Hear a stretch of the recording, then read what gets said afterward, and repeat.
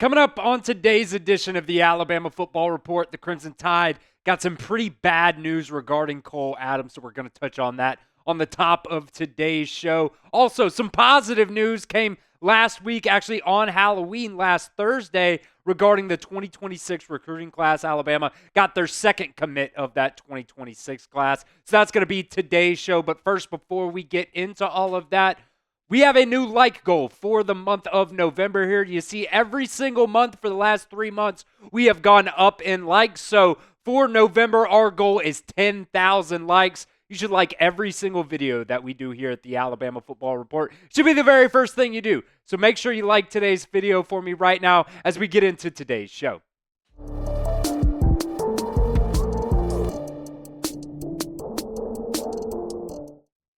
All right, first up on today's show, Alabama got some pretty bad news regarding Cole Adams, their wide receiver. He's going to be out for the season, Kalen DeBoer tells Alabama media this morning. He's got a lower body injury, which unfortunately is just a real blow to Cole Adams, considering he had another injury to his arm during that South Florida game as well. So this is just another thing for Cole Adams. And really, I think the thing that you're going to miss in regards to Cole Adams with this team is the depth that he really provides for you at that wide receiver spot and, another position as well that we'll talk about here in just a minute. But, he's not one of your top wide receivers or anything like that, but he is definitely a guy who's always in the right place at the right time. He does all the right things. So when it comes to a leadership perspective, leading by example, I think Cole Adams is definitely a guy that does that for you. So, maybe you see a guy like Caleb Odom really step up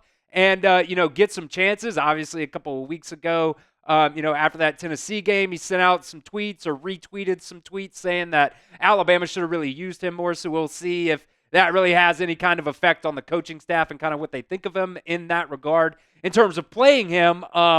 But, man, Cole Adams, like I said, he doesn't pop off the stat sheet for you. I think he's the number 7 wide receiver in terms of receiving yards. But like I said, he's always in the right place at the right time. And when you need a big reception, he's a guy that they have gone to so far this year, in multiple occasions. So you're going to be out he's going to be out for the rest of the season, unfortunately for Alabama. But I do have a lot of confidence in what Alabama has in terms of pass catchers. You got a guy like C.J. Dupree as well out there at that tight end spot that I really love how Alabama uses the tight ends in this system. You also have Josh Cuevas. I think he's your number 5 receiver in terms of those receiving yards. Obviously, Ryan Williams is phenomenal. Jeremy Bernard is another guy as well that, at times I think Alabama can go to him a little bit more. But, when you got a guy like Ryan Williams that has been as electric as he has been for you so far this year, it's kind of hard not to go to him. Kobe Prentice as well. He is very good. He's a solid player for you. And, look, there's a lot of pass catchers that Alabama has on the offensive side of the ball that you would like to get the ball more. So, you can't get it to everybody on every single play. It just kind of is what it is. But, in regards to Cole Adams, it's really just a shame to see him go down, during the season like he did. So I want you guys to get down at the pinned comment and wish Cole Adams a speedy recovery. Hopefully he gets back, next season for Alabama. So spam number 7 in the comment section for me right now to wish Cole Adams a speedy recovery.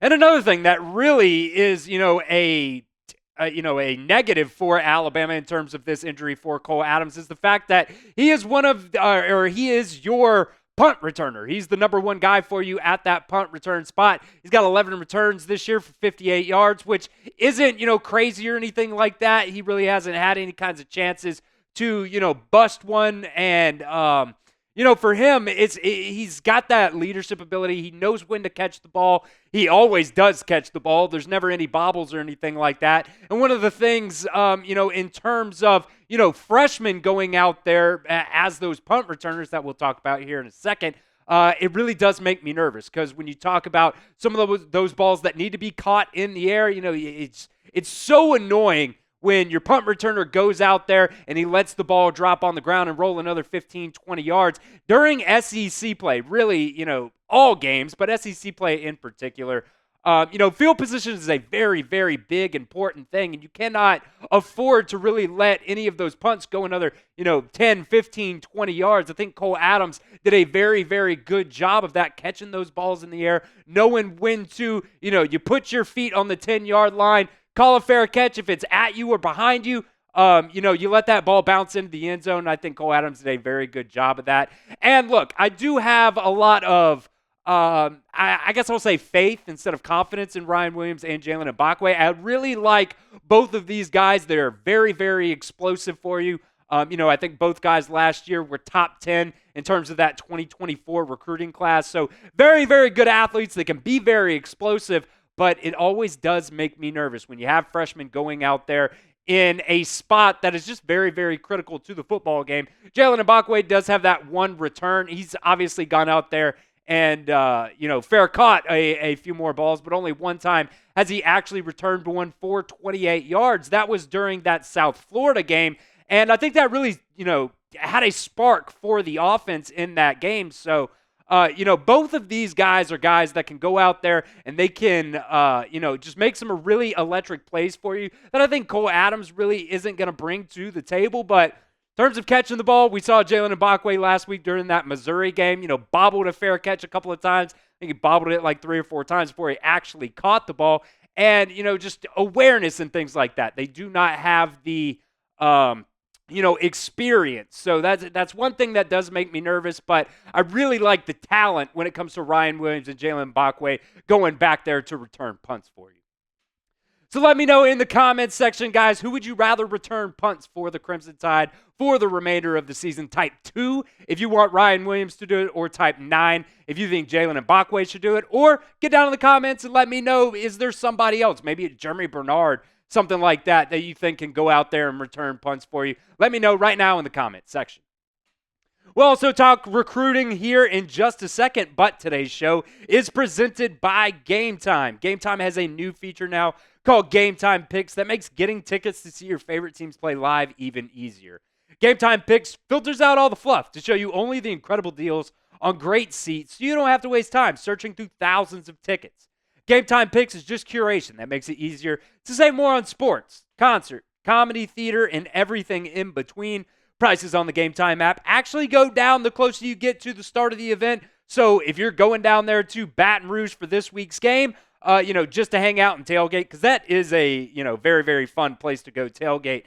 Maybe you don't have plans to go to the game initially, but then last minute you want to do that. You can get last minute tickets on Game Time. 2 of my favorite features on Game Time. 1, the all-in prices. You toggle this feature on, and it shows you the total up front, so there are no surprise fees at checkout. They also have seat views. You can get a panoramic view from your seat in the app before you buy, so you're not obstructed by, if you're going to a baseball game, maybe a foul pole or, just a weird press box at a football stadium or anything like that.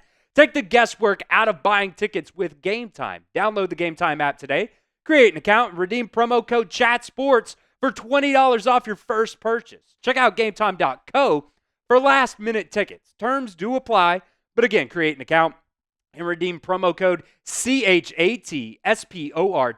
that's ChatSports, for $20 off your first purchase. That link will be in the comments section and the description of today's video.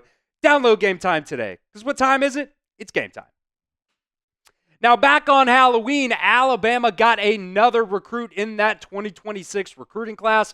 4-star defensive lineman Vodney Cleveland committed to the Crimson Tide in their 2026 class. And I tell you what, man, you see this picture of this kid right here. He is massive beyond belief. He is 6'3", 300-pound defensive lineman as a junior in high school. So, already a grown-ass man, if you will. And I cannot wait to see this kid in an Alabama Crimson Tide uniform. He, for his size, is a very athletic kid. He's very strong, right off the snap. Is able to convert speed to power and things like that. So I'm very excited for Vodney Cleveland. He's a top 100 player in that 2026 class, the number 7 player from the state of Alabama. So already early on, getting ahead on those state of Alabama recruits that I know everybody loves so much. This is what Chad Powers of On3 said about Vodney Cleveland coming up here. He said Vodney Cleveland is a compact, powerful, and explosive defensive lineman. He shows good first step quickness and is explosive off the snap. He shows the ability to convert burst to power on contact. And he's had some really impressive splash plays as a junior while playing at an elite defensive line at Parker. That's over there in Birmingham. He fits the bill when you think of SEC defensive lineman nose tackles. He's not a one-trick pony, though. He has a lot of versatility for his skill set at 6'3", 305 pounds. He continues to make strides, and I hope to see him in person during the offseason. He's flashed every time I've seen him. It looks like a really strong in-state get for Alabama at a position that is valued in the SEC. A blue-chip in-state defensive lineman is always a priority for an SEC program. Getting Vodney early is a big positive for Alabama. So let me know in the comment section, guys. I know 2026 is a long, long way away. A lot of you guys might not care about that 2026 class, but I definitely do. So let me know in the comments, do you care about that 2026 class? Type Y for yes or N for no. Like I said, it's a very, very long way away. A lot of things can change before that 2026 class rolls around. Still got to get these 2025 guys committed. So let me know in the comments, do you care at all about the 2026 recruiting class? And if you typed yes there, this is Alabama's 2026 recruiting class so far. They got two guys in the 2027 class as well as the 2026 class now. Dorian Barney, 4-star corner. Both of these guys, top 100 players for Alabama. Barney out of the state of Georgia. Vodney Cleveland out of Alabama. So a very good start for Kalen DeBoer and this staff when it comes to that 2026 recruiting class. There's like I said, it's a long way away, but for right now, you got two top 100 players in that 2026 class. You got a lot of other guys as well that have been taking visits to Alabama during the season. So I definitely do think Alabama in that 2026 class is going to look very, very nice, just like this 2025 class is shaping up. They got the number one recruiting class right now in that 2025 class. And just so you guys know, a little update for you, that 2025 early signing period is going to be December 4th through the 6th. So we are 1 month away from that 2025 recruiting class really getting to, put pen to paper, I guess, if they're still doing that. A couple of weeks ago, there was an article out there about the national letter of intent, if they're going to do that or not, because, guys can come into the program and then transfer, after the spring game, before the spring game, and things like that. So we'll see what happens with that 2025 class, but, their first opportunity to sign with the Crimson Tide is going to come on December 4th. And we will be live for the Alabama versus the LSU game coming up this weekend for our Week 11 watch party. We're going to have a lot of fun. It's probably, I would say, right there up there with the Iron Bowl for the top two games remaining for Alabama. So it's going to be really big. We're going to have a lot of fun. So make sure you guys do not miss out. Hit that sub button right now. It's youtube.com/@RollTideTV.